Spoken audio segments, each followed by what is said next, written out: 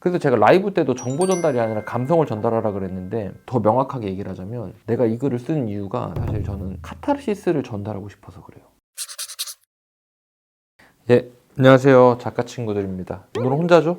왜 혼자 할까요? 한선이가 작가님이 너무 바빠졌어요. 유퀴즈도 나오고 아는 형님도 나오고 그래서 이번 달은 저 혼자 찍기로 했습니다. 물론 이제 뭐 한산이가 작가님이 없으셔서 너무 서운할 수 있겠지만 그리고 저도 지금 혀를 많이 저네요. 오랜만에 또 이렇게 혼자 촬영을 하니까 좀 어색함이 있네요. 그래도 오늘 또 할 얘기를 또 여러 가지를 생각을 해갖고 왔는데 그 중에 하나가 이거예요. 일단 이거는 어떤 상황을 먼저 말씀드려 볼게요. 이번에 제가 하와이를 여행을 다녀왔거든요. 그래서 아내랑 저랑 아이랑 이렇게 셋이 여행을 갔는데 바닷가에 가면 이렇게 섬에 갔으니까 스노클링을 하러 가잖아요. 물에 이렇게 얼굴 쳐박고 이렇게 헤엄치는 걸 하러 갔는데 하와이가 되게 물가가 비싸요. 되게 비싸더라고요. 그래서 인당 거의 뭐 20만 원 가까이 되는 스노클링을 예약을 했다. 비싸다. 그래. 근데 하와이가 물가가 비싸니까 너무 어쩔 수 없지. 근데 너무 비싸더라고 진짜. 그래서 배를 타고 이렇게 갔거든요. 근데 하와이가 서핑을 많이 한다고 하더라고요. 파도가 이렇게 막 출렁이더라고요. 그러니까 파도 막 출렁이니까 일단 딸이 멀미를 시작해. 그리고 이제 조금 있다가 아내가 멀미를 시작해. 근데 배를 타고 20분만 간 줄 알았는데 1시간을 가는 거야.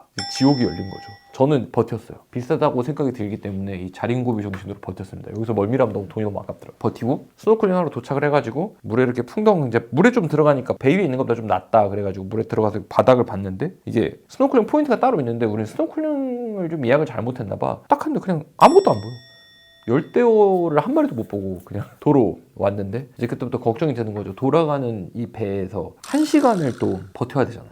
멀미를. 진짜 둘 다 한숨 푹푹 쉬더라고. 난 버텼지. 이제 돌아오는 길에 햄버거로 점심을 줘요. 거기서 이제 배가 머물러 있을 때 저는 그것도 이거 점심값도 포함이잖아. 돈이 너무 아깝더라고. 꾸역꾸역 햄버거를 이렇게 빵 따로 양상추 따로 고기 따로 이렇게 주는데 그거를 꾸역꾸역 맞춰가지고 다 먹었다. 진짜 꾸역꾸역 다 먹고 또 와이프 막 멀미 때문에 쓰러져 있고 애는 계속 누워있고 갈 때도 누워있고 올 때도 누워있고 물에만 잠깐 들어갔다가 계속 누워있고 그렇게 하다가 배가 이렇게 1시간 동안 쭉 가잖아요. 너무너무 초조하니까 구글에서 배가 언제 내리는지도 막 구글 맵으로도 보고 막 그러면서 그 되게 억눌린 시간 억압을 견디고 육지에 무태에 도착을 했어요. 그래서 땅을 딱 디디는데 그 순간 이제 짜릿한 쾌감이 내 전신을 치달리더라고요.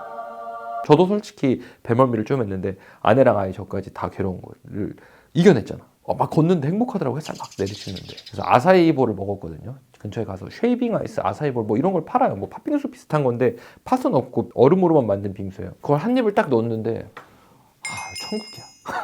막 햇볕에 치이고 막 배멀미에 치이다가 내려와서 그 순간에 느끼는 쾌감. 이걸 뭐라고 합니까? 카타르시스입니다. 카타르시스. 여러분은 소설을 왜 쓰십니까? 제가 얼마 전에 여러 명의 원고를 항상 보거든요. 작가데미도 하고 있고 근처에 다른 분들의 원고도 가끔 볼 때가 있으니까 원고가 항상 어떤 설명과 상황을 전달은 해주는데 나는 이 상황에서 뭐 억압도 없고 결핍도 없고 뭐 해소가 되는 것도 없으면 어떤 즐거움을 느껴야 되냐. 1화부터 티키타카가 나와가지고 사람이 즐거울 순 없잖아. 내가 그 캐릭터에 몰입한 것도 아닌데. 그러다 보니까 이 원고에서 지향하는 바가 무엇인가를 물어보게 되더라고요. 뭘 바라고 이렇게 썼어 그랬더니 바라는 게 딱히 없어. 정보 전달에 가까워요. 그래서 제가 라이브 때도 정보 전달이 아니라 감성을 전달하라 그랬는데 더 명확하게 얘기를 하자면 내가 이 글을 쓴 이유가 사실 저는 카타르시스를 전달하고 싶어서 그래요. 그럼 그 카타르시스를 전달하려면 그런 구조가 나와야 되거든요. 그러니까 여러분들이 글을 쓸 때는 대체 무슨 목적으로 글을 쓰는지 이 목적이 카타르시스를 주는 게 맞는 건지를 돌아보면 와 이거 도움이 되겠다 라고 생각이 들어서 이 얘기를 시작하는 겁니다.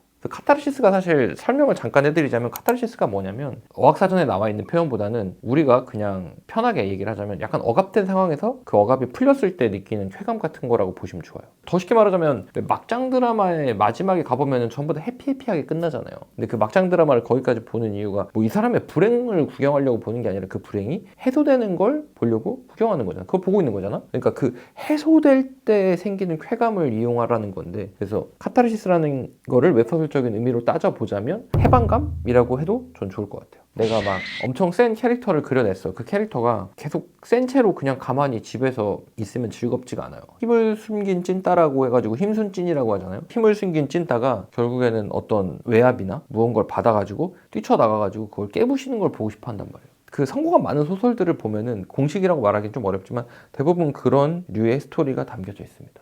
지금 글을 처음 시작하시는 분들이라면 내가 어떤 카타르시스를 줄 수 있을까를 생각해보는 게 좋아요. 또 이렇게 얘기했다고 앞부분을 너무 막 억압을 너무 심하게 억누르고 이러면 사실 글을 읽을 때 초반부에 그 진입장벽이 될 수 있으니까 그런 미묘한 것들은 감각으로 어느 정도 알아야 돼요. 그렇기 때문에 그 부분을 적당히 독자들이 잘 이해할 수 있도록 넘어가고, 그러니까 독자들이 받아들일 수 있을 정도로 억압을 하고 그 억압이 해소되는 거를 보여주면 재밌다는 거죠. 그러니까 기대감을 쌓았으면 그 기대감을 폭발시키는 장면도 당연히 나와야 된다라고 얘기를 하고 싶습니다. 그런 거를 얘기할 때 카타르시스라고 하고. 나 진짜 그 배멀미 엄청 했는데 죽는 줄 알았거든? 하와이 가서. 근데 딱 내릴 때 와, 진짜 난 아직도 그 육지를 밟을 때 그 쾌감을 잊지 못하겠어. 딱 밟았는데 너무 행복하더라고.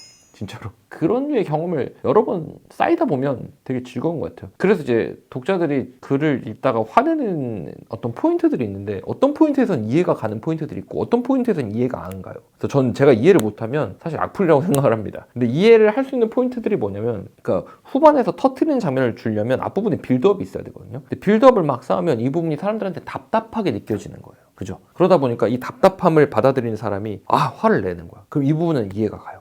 답답하겠지. 왜냐면 터트리는 장면을 보고 싶을 테니까. 근데 그 앞부분에 답답함이 있어야 터트린 장면이 재밌어. 이거는 어쩔 수 없는 거니까. 계속 터트린 장면만 나오면은 재미가 없어요, 여러분. 재미가 없습니다. 항상 어느 정도 눌렀다가 풀어줘야 이게 재미의 요소가 강력합니다. 나는 땅이 그렇게 소중한지 그때 배멀미를 그렇게 하고 처음 알았다니까. 그리고 사람들이 또 그 독자들이 화내는 포인트가 또 있거든요. 카타르시스에 관련돼서. 또 뭐냐면 이 주인공이 언젠간 터트려서 모든 걸 해결해 줄 줄 알았는데 계속 억눌려 있다가 소설이 완결을 치잖아요. 그거같이 말입니다.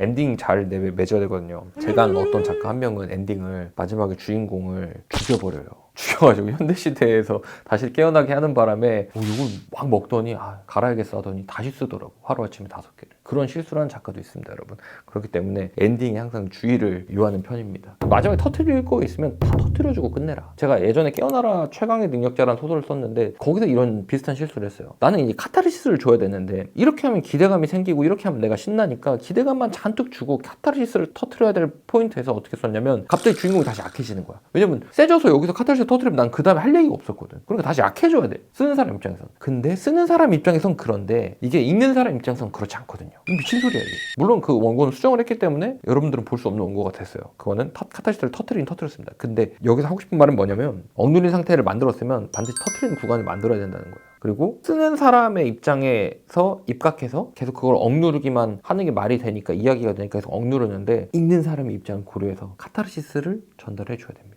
아예 이 부분을 그러니까 이 부분을 아예 생각을 안 하고 원고를 시작하고 소재를 짜시는 분들도 있는 것 같아요. 저는 작품을 짤 때 초반에 어떤 카타르시스, 첫 번째 카타르시스는 이런 부분에서 생기겠구나 라고 어느 정도 계산을 합니다. 계산 아예 안 하고 글을 쓸 수는 없어요. 작가들은 감각이 중요하다고 아무리 100번 1000번 얘기를 해도 계산 없이 글을 쓰기는 되게 어렵습니다. 그러니까 그런 부분들을 고려해서 연재를 시작하고 원고를 쓰고 내용 전개를 이어갔으면 좋겠습니다.